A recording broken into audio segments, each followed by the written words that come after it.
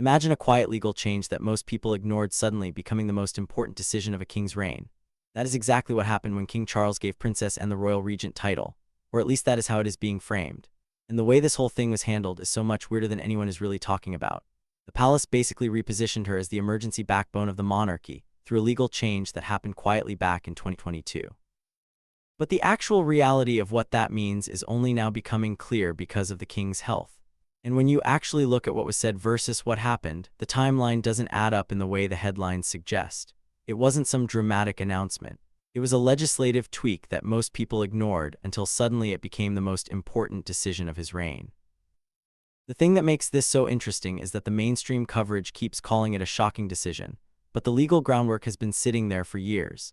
Under the Counsellors of State Act 2022, King Charles officially added Princess Anne and Prince Edward to the list of people who can legally act on his behalf when he is unwell or out of the country. On paper, that looks like boring administrative housekeeping.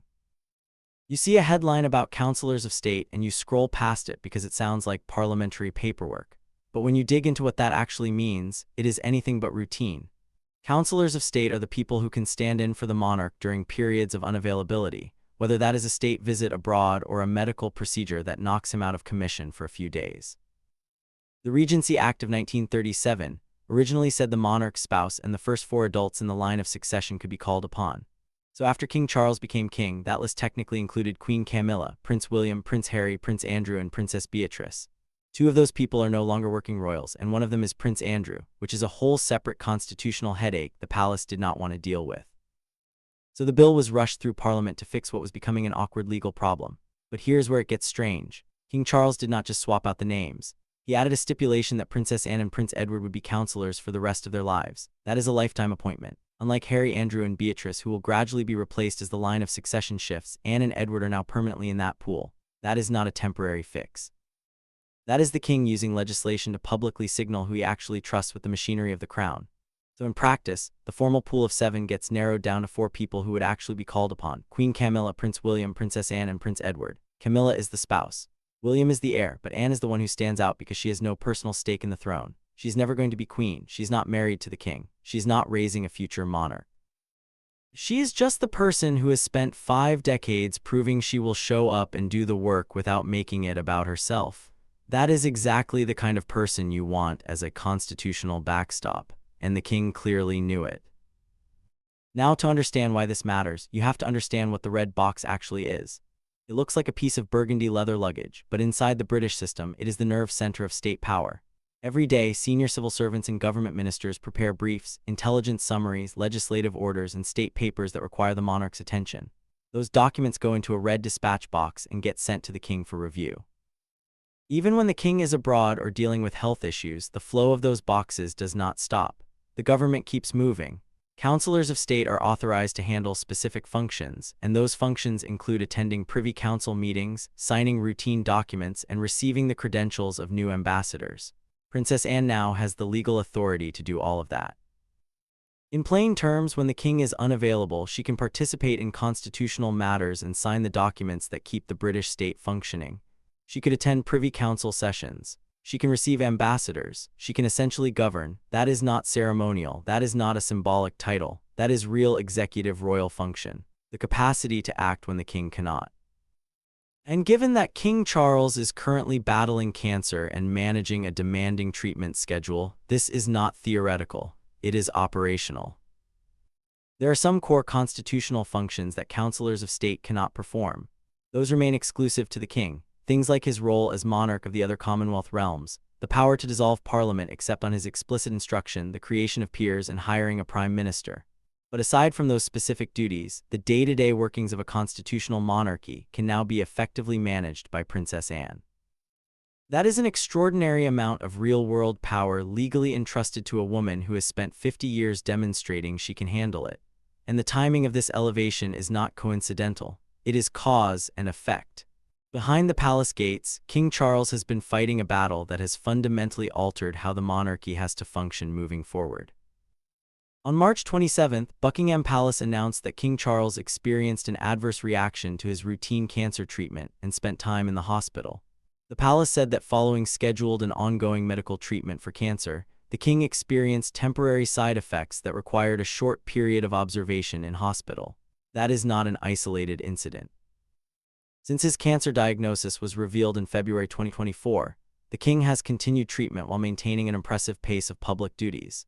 In 2025, he conducted 535 engagements, the highest number since 2019, all while undergoing weekly cancer treatment.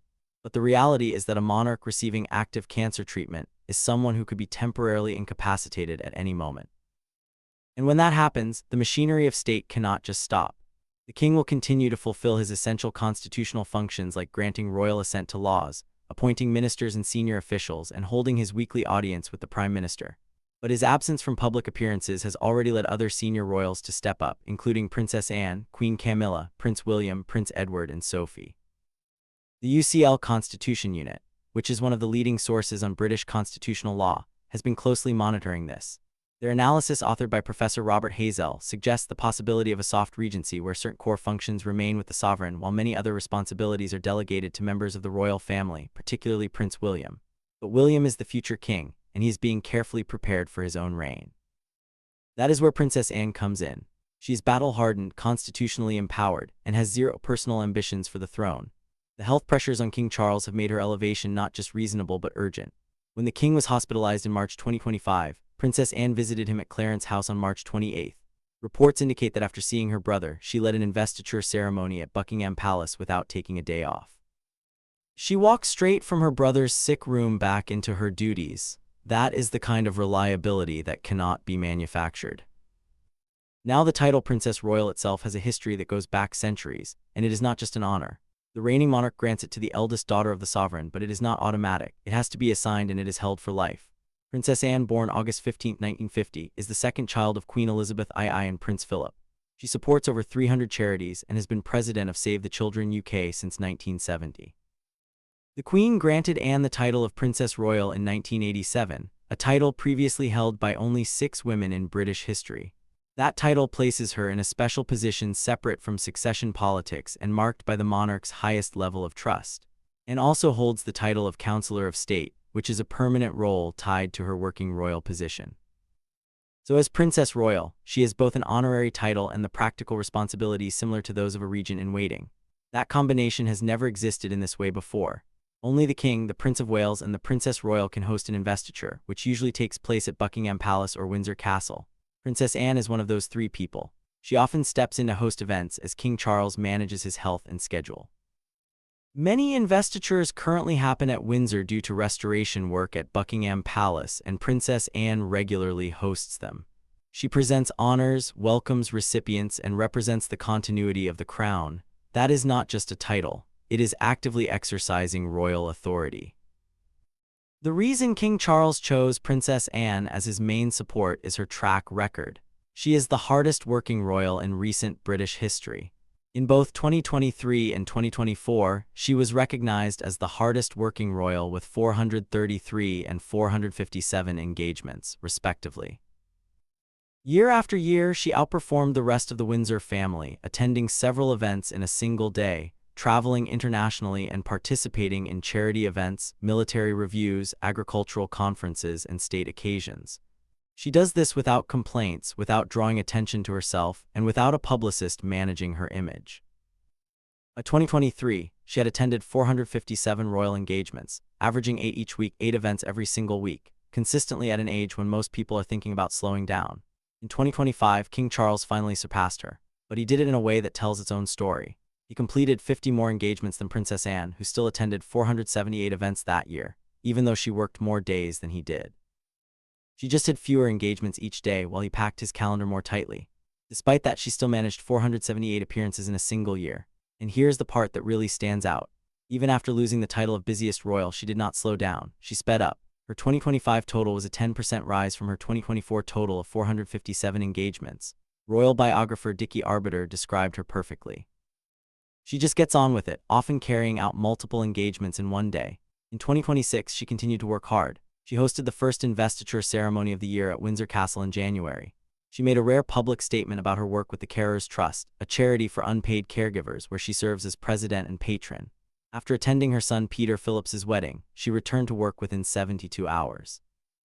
The palace confirmed that she hosted an investiture ceremony just 3 days after the wedding.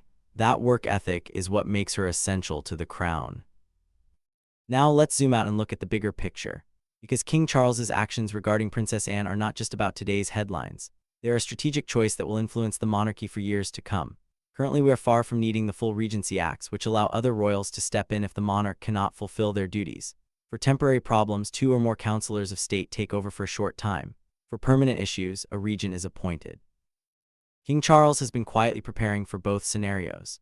He used the Counsellors of State Act to refresh the royal family's roles, removing Harry and Andrew while firmly placing Anne and Edward in their positions. Despite undergoing cancer treatment, the king has kept a busy schedule of royal duties, completing nearly a quarter of all official events recorded in 2025, including visits throughout Britain and trips to Italy, Canada, and Poland. By demonstrating his own strength, he has also made sure the monarchy is supported by others, not just by him alone. 5 years ago, there were 15 working royals performing public duties. Since Queen Elizabeth's death, the departure of Prince Harry and Meghan, the downfall of Prince Andrew and Princess Alexandra's retirement, that number has fallen to 10. With the aging Dukes of Kent and Gloucester, we might soon see it drop to 7. 7 people will hold the entire weight of the British monarchy's public image. Among those 7, Princess Anne is now the most powerful non-heir in the institution. King Charles has privately conferred on her the title of Princess Royal Regent, thereby strengthening the monarchy. This move signals that when he is gone and William takes the throne, there will have been a steady presence at the heart of the monarchy. And that presence is Anne. She has never sought fame or stirred up controversy. Instead, she has been reliable, showing up regularly for decades. King Charles did not just give his sister a title. He created a strong foundation for the crown with Anne at its core. So that is where it gets weird. The palace does not always announce big changes with fanfare. Sometimes crucial decisions happen quietly through acts of parliament while attention is elsewhere. The public narrative is that this was a sudden, stunning decision, but the legal framework has been in place since December 2022. The real story is not that King Charles suddenly decided to trust his sister. The real story is that he quietly built a constitutional safety net years ago, and now that his health has made that safety net necessary, everyone is finally noticing. The question was never whether Princess Anne deserved this role. The question is why it took the rest of us so long to recognize what King Charles already understood. But there is another layer to this that almost nobody is discussing, and it has to do with the difference between legal authority and practical influence. Because when you look at the way Princess Anne operates, she has never needed a formal title to command respect. She walks into a room and the dynamic shifts. She does not do small talk. She does not perform warmth for the cameras. She is direct, efficient, and famously intolerant of anything that wastes her time. That reputation is not a liability. It is the reason she has become the most trusted figure in the institution. The British public has watched her for decades, and they have seen someone who treats royal duty as an actual job, not a lifestyle. That consistency creates a kind of moral authority that cannot be legislated into existence. You can pass a law that says someone is a Counsellor of State, but you cannot pass a law that makes people trust them. That trust had to be earned engagement by engagement, year after year in every corner of the country, often with no cameras present. And that is precisely why the quiet legal change in 2022 mattered so much. It aligned the formal constitutional machinery with the informal reality that had existed for a long time. Everyone inside the system already knew that Anne was the person you called when something needed to be handled without drama. The legislation simply made that understanding official. Consider the range of her patronages. She's not just showing up for ribbon cuttings. She is deeply involved in organizations that deal with complex, unglamorous problems. She has been president of Save the Children UK for over 5 decades, visiting war zones and refugee camps, asking hard questions about logistics and funding. She has been involved with the Carers Trust, advocating for people who provide unpaid care to family members, a group that is almost invisible in public policy debates. She has supported military organizations, agricultural societies, engineering institutions, and maritime charities. That breadth is unusual. Most royals specialize. Anne does everything, and she does it with a level of technical knowledge that surprises people who expect a figurehead. She reads the briefing documents. She remembers details from previous visits. That is not the behavior of someone who views the role as an obligation to endure. It is the behavior of someone who has built a career out of service and takes pride in doing it well. And that brings us to the uncomfortable question that the palace will never answer directly. What happens if King Charles becomes unable to perform even the core functions that remain exclusively his? The Counsellors of State Act covers temporary absences and short-term incapacity, but it does not address a permanent decline. For that, you need a full regency under the Regency Act of 1937, which would require Prince William to step in as Prince Regent. That is a much bigger constitutional event, and it would involve Parliament, the Commonwealth realms, and a level of public scrutiny that the palace desperately wants to avoid.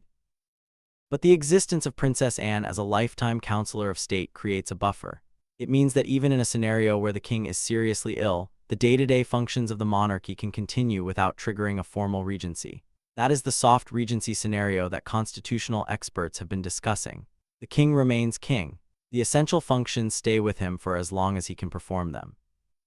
Everything else gets distributed among the councillors, with Anne taking on a disproportionate share because she is the most experienced and the most reliable.